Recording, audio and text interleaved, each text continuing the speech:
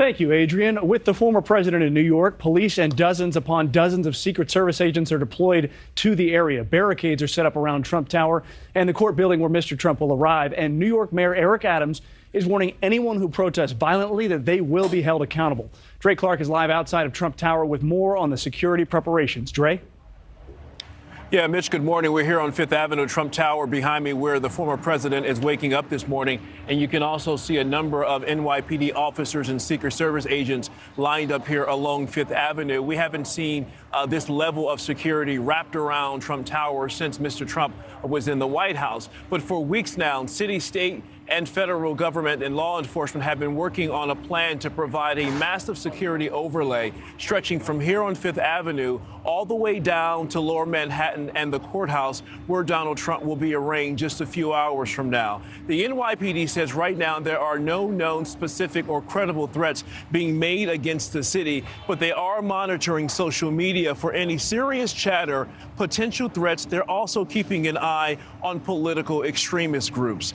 More than 30,000 NYPD officers are all on standby, with many of them already on duty and working this morning. The police commissioner would not go into specifics in terms of the numbers relating to manpower, but she says the department will have enough officers on duty to facilitate mobile units to be dispatched to any area where they may be needed should anything bad happen. And city officials are also not commenting on the costs to provide this level of security throughout the city.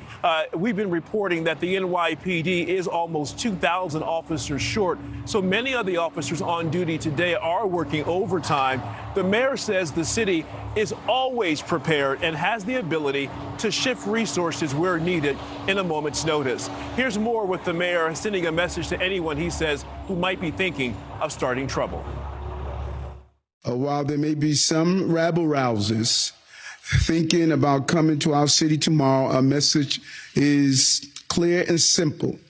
Control yourselves. New York City is our home, not a playground for your misplaced anger. But I will remind everyone that violence and destruction are not part of legitimate, lawful expression, and it will never be tolerated in our city. I wanted to say that I know. Georgia Congresswoman Marjorie Taylor Greene will also be here in New York City today, joining protesters who will gather outside the courthouse.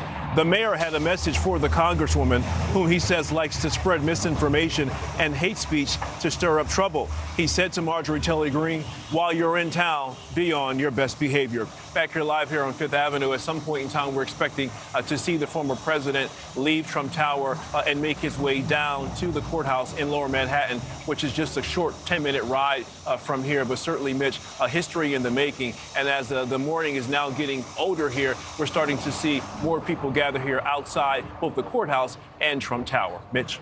The activity is certainly picking up. Thank you, Dre. Thank you for watching. Go to newsnationnow.com to find NewsNation on your television provider. And don't forget to click the red subscribe button below to get more of NewsNation's fact-driven, unbiased coverage.